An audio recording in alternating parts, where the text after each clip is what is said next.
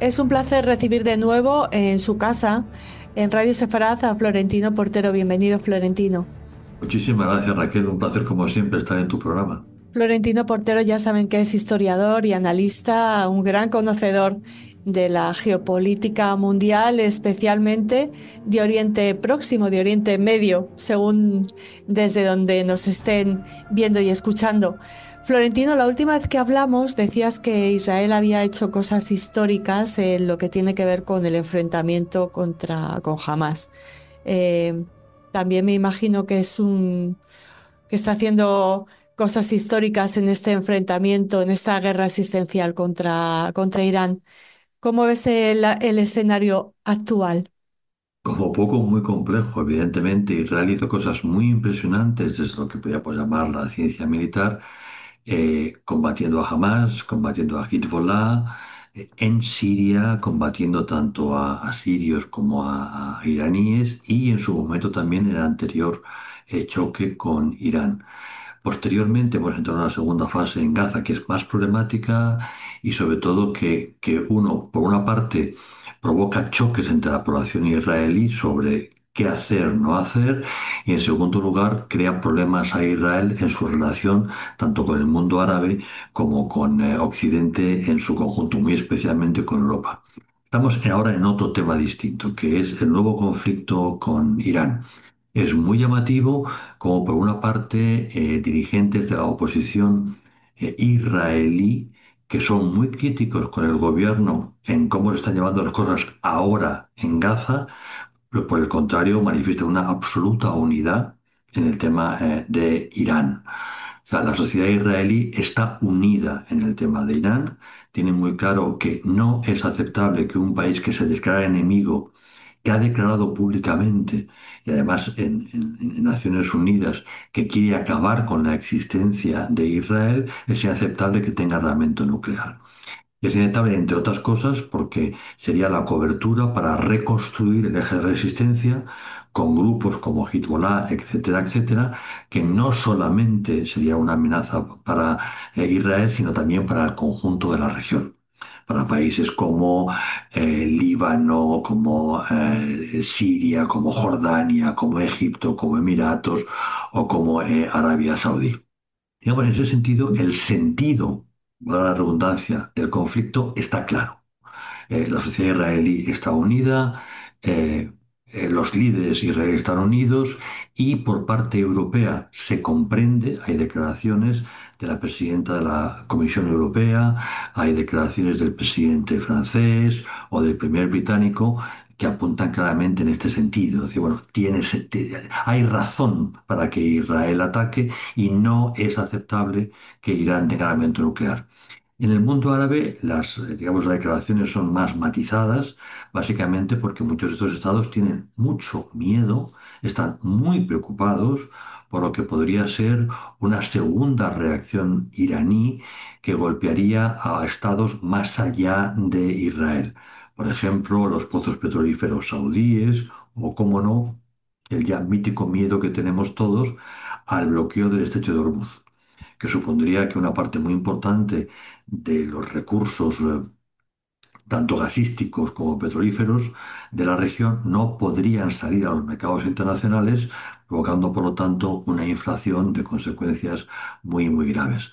Todos sabemos que en general la mayor parte de los estados árabes lo que están deseando es que alguien ponga fin al programa nuclear iraní, pero digamos, sus declaraciones tienen que ser muy moderadas porque, porque ese miedo más el inevitable distanciamiento respecto de Israel por lo que está ocurriendo ahora en Gaza no les permite, ante su propia población, hacer afirmaciones categóricas sobre el tema. En el plano militar, Israel está haciendo cosas extraordinarias. El tener 200 aviones volando y que no te derriben ni uno no es normal. El haber de verdad destruido las capacidades defensivas de Irán es extraordinario.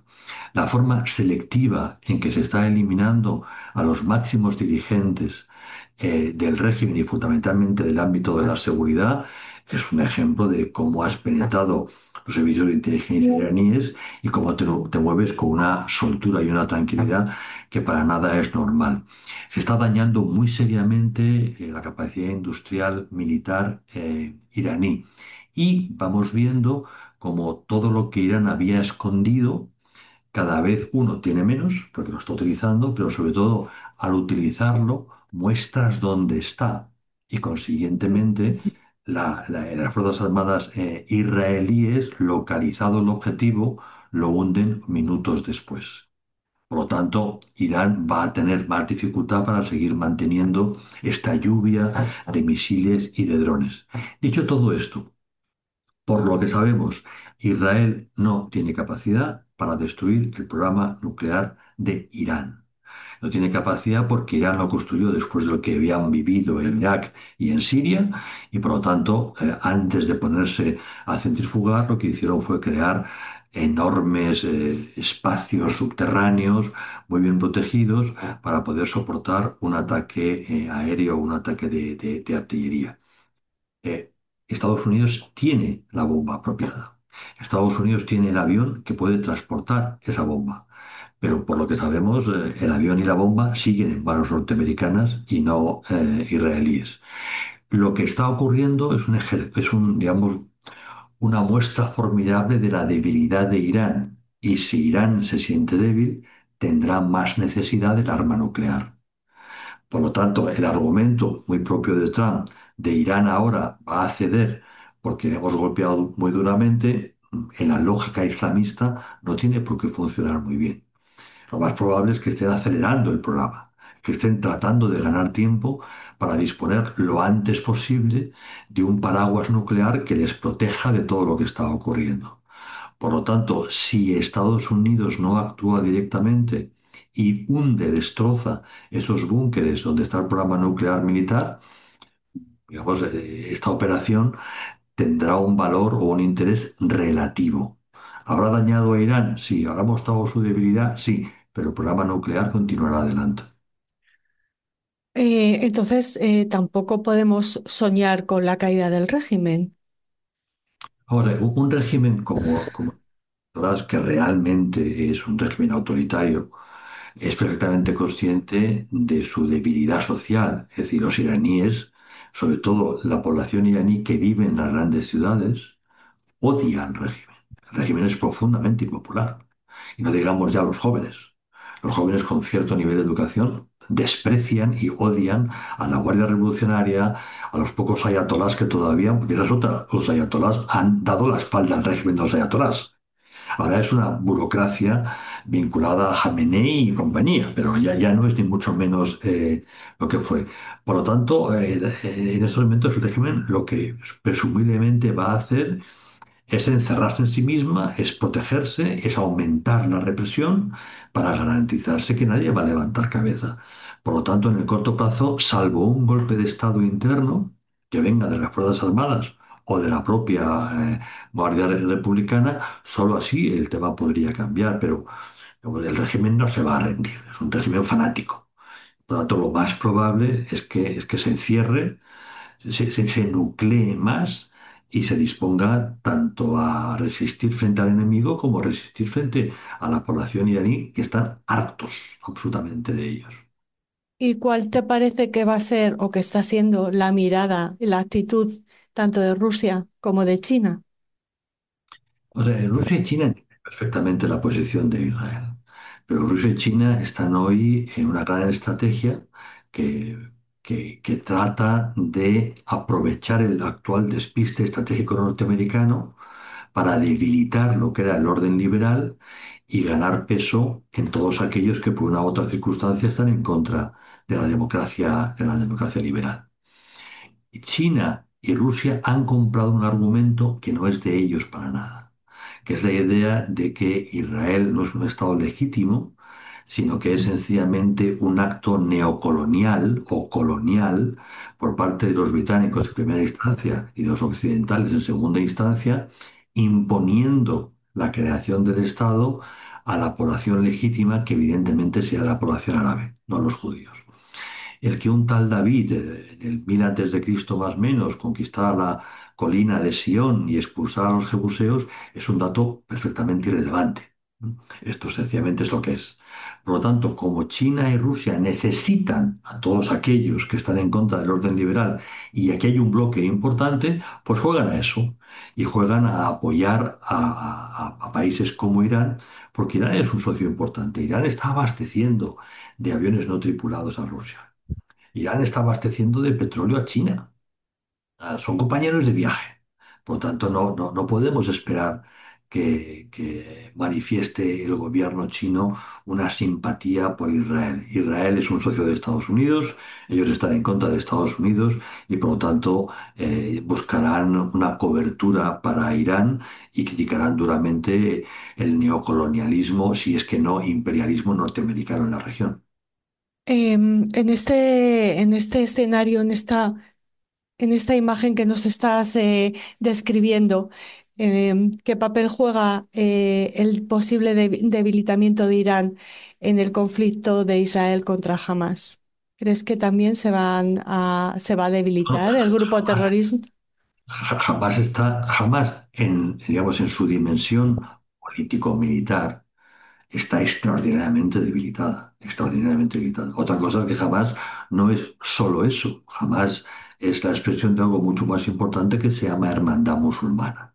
Y la hermandad musulmana es una forma de vivir el Islam, una forma sofisticada, moderna, inteligente desde lo que es el mundo islamista. Naturalmente, los mercados israelíes tienen poco que hacer frente al sentimiento de un islamista palestino. Al contrario, no solamente no lo destruye, sino que lo refuerza. Es decir, el futuro del ambiente social palestino no va a ser positivo en absoluto ni para Israel ni para nadie. Va a ser un gran problema. Desde luego, el ámbito político de Hamas, en la medida en que existe, que ya es poco, pues pierde a su aliado más importante, como le ha ocurrido a Hezbollah y como le ha ocurrido a otros grupos. Pero el islamismo es mucho más que el eje de resistencia. El islamismo es mucho más que el gobierno de Irán o que Hamas o que Hezbollah. Van a seguir ahí. Naturalmente, cuando has hecho tanto daño, te garantizas un tiempo en que esta gente muchos problemas no te va a poder crear. Pero eso sigue ahí. Estamos hablando de guerras seculares. Esto no es un tema de hoy. El islamismo nace en los años inmediatamente posteriores a Mahoma. Y en la península ibérica, lamentablemente, lo hemos vivido muy intensamente hace muchos siglos. Hace unos cuantos siglos, muchos no, hace unos cuantos.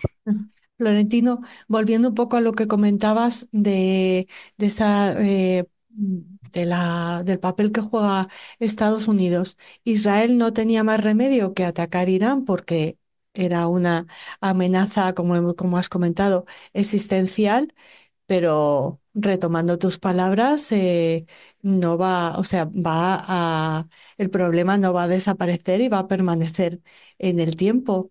Es una Bueno, guerra, sí. estamos en mitad del conflicto y yo, para bien o para mal, no estoy informado de las conversaciones. eh, no lo estoy.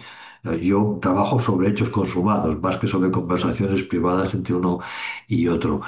Las declaraciones que ha hecho Trump a su salida de Canadá son declaraciones importantes.